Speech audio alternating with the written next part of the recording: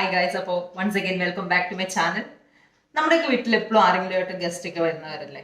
അപ്പം ആ സമയത്ത് നമ്മളെല്ലാവരും ചിക്കൻ വെച്ച് എന്തെങ്കിലും ഒരു ഐറ്റം ഉണ്ടാക്കുന്നവരാണ്. അപ്പം ഇന്ന് നമ്മുടെ വീട്ടിൽ വരുന്ന ഗസ്റ്റുകൾക്ക് നമുക്ക് ചിക്കൻ കറിയോ ഫ്രൈയോ അങ്ങനെയൊന്നുമല്ല, നമുക്ക് അവർക്കൊരു സൂപ്പ് ഉണ്ടാക്കി കൊടുക്കാം. നമ്മുടെ ഹോട്ടലിലൊക്കെ നമുക്ക് കിട്ടുന്ന ആ ഒരു ടേസ്റ്റിൽ നല്ല ഹോട്ട് ആൻഡ് സോർ ആയിട്ടുള്ള ഒരു ചിക്കൻ ഉണ്ടാക്കി കൊടുക്കാം.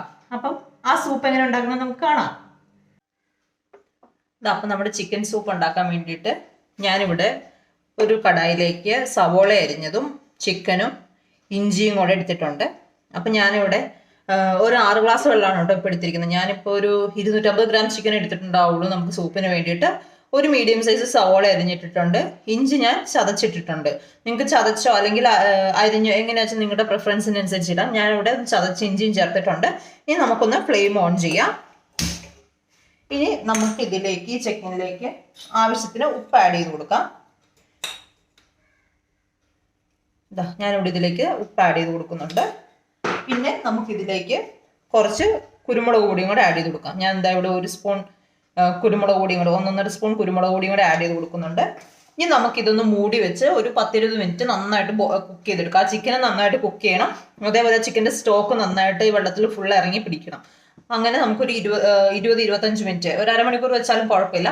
നന്നായിട്ട് തിളച്ച് വന്നതിന് ശേഷം നമുക്ക് മീഡിയം ഫ്ലെയിമിലിട്ട് വേവിക്കാം. അപ്പം ആദ്യം ഞാനിതൊന്ന് മൂടി വെച്ച് തിളപ്പിച്ച് ഇതിൻ്റെ സ്റ്റോക്ക് എടുത്തതിന് ശേഷം നിങ്ങളെ കാണിക്കാം. ഇത് നമ്മൾ സ്റ്റോക്ക് ആവുന്ന ആ ഒരു സമയം കൊണ്ട് നമുക്ക് ഇതിലേക്ക് ആവശ്യമായിട്ടുള്ള പച്ചക്കറികളൊന്നും അരിഞ്ഞെടുത്തിട്ട് വരാം. അപ്പം നമുക്ക് മൂടി വെക്കാം. ആദ്യം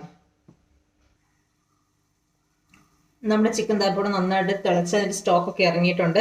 ചിക്കനും നമ്മൾ നന്നായിട്ട് വെന്തിട്ടുണ്ട്, നല്ല വൈറ്റ് കളറിൽ വന്നിട്ടുണ്ട്.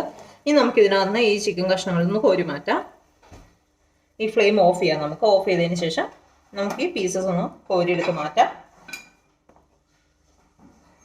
ഇത് കോരിയെടുത്ത് മാറ്റിയതിന് ശേഷം നമുക്കിത് ഒന്ന് തണുക്കണം. ഈ പീസസ് തണുത്തതിന് ശേഷം നമുക്ക് ഇതിനകത്ത് ഇതിൻ്റെ ഫ്ലഷ് കിള്ളി എടുത്ത് മാറ്റി വെക്കാം.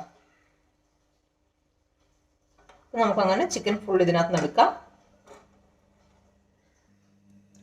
നമ്മളിപ്പോൾ ആ സ്റ്റോക്ക് ഇതിനകത്ത് നിന്ന് മാറ്റി ചിക്കൻ പീസ് മാറ്റിയിട്ടുണ്ട്. ഇനി നമുക്ക് ഈ പാനിലേക്ക് ലേശം എണ്ണ ഒഴിച്ചിട്ടുണ്ട്, അതായത് നമ്മൾ ഓയിൽ ഒഴിച്ചിട്ടുണ്ട്. ഇനി ഇതിലേക്ക് നമുക്ക് കുറച്ച് കുനുകുനെന്ന് അരിഞ്ഞ് വെളുത്തുള്ളി ആഡ് ചെയ്ത് കൊടുക്കാം.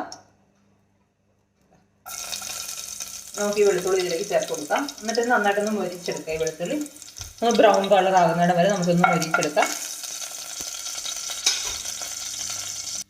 നമ്മുടെ വെളുത്തുള്ളി ഇപ്പോൾ ഒരു ബ്രൗൺ ഷെയ്ഡ് ആയിട്ടുണ്ട്. ഇനി ഇതിലേക്ക് നമുക്ക് ഞാനിവിടെ ബീൻസും ക്യാരറ്റും ക്യാബേജും ആണ് എടുത്തിരിക്കുന്നത്. അപ്പോൾ ഈ 2 വെജിറ്റബിൾസ് നമുക്ക് ഇതിലേക്ക് ആഡ് ചെയ്യാം.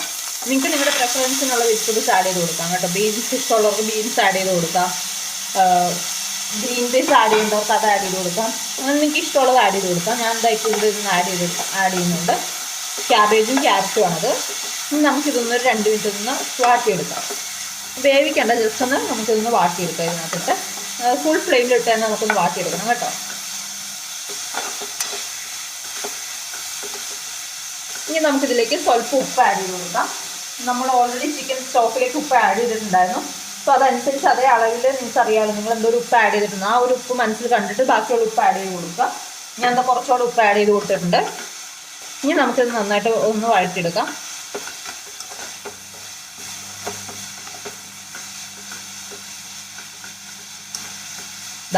അത് നമ്മളൊന്ന് 1 മിനിറ്റ് വഴറ്റിയിട്ടുണ്ട്. ഇതിലേക്ക് നമ്മൾ നേരത്തെ മാറ്റി വെച്ചിരിക്കുന്ന ചിക്കൻ്റെ സ്റ്റോക്ക് ഉണ്ടല്ലോ, നമുക്ക് ആ സ്റ്റോക്ക് ഒന്ന് ആഡ് ചെയ്ത് കൊടുക്കാം.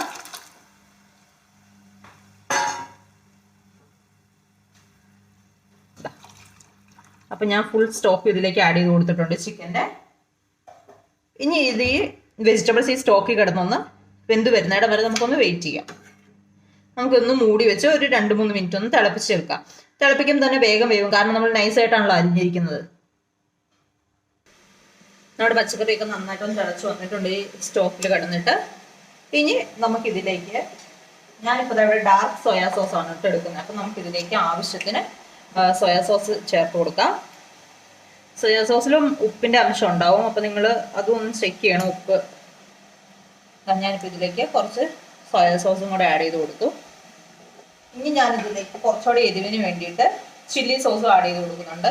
സോസ് ആഡ് ചെയ്യുന്നതൊക്കെ തികച്ചും നിങ്ങളുടെ ഇഷ്ടങ്ങളാട്ടോ. നിങ്ങൾക്ക് സോസ് വേണ്ട എന്നുണ്ടെങ്കിൽ സോസ് ആഡ് ചെയ്ത് കൊടുക്കണ്ട. ഞാനിപ്പോൾ ഇവിടെ ചില്ലി സോസും സോയാ സോസും ചേർത്ത് കൊടുക്കുന്നുണ്ട്. ഇത് ചേർത്ത് കൊടുത്തതിന് ശേഷം നമുക്ക് ഇതിലേക്ക്